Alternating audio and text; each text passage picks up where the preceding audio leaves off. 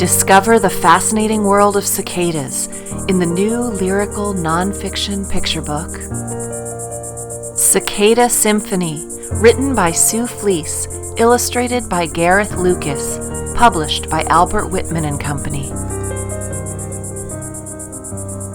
There's a secret you should know. Bugs are lurking down below. In the earth, nymphs lay in wait for their turn to activate. To the surface, up they go. No one tells them, they just know. Gripping tight for one last change. Split, pop, wriggle, looking strange. Rest on branches, suck in water, keeping cool as days grow hotter. Flying fast, but crashing too, smacking into things and you.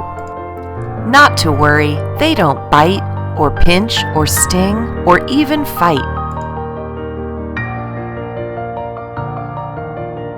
Males are known for one great thing, not their looks, but how they sing.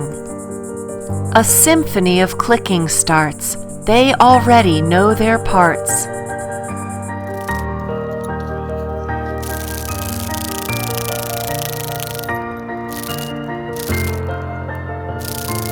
Available everywhere books are sold.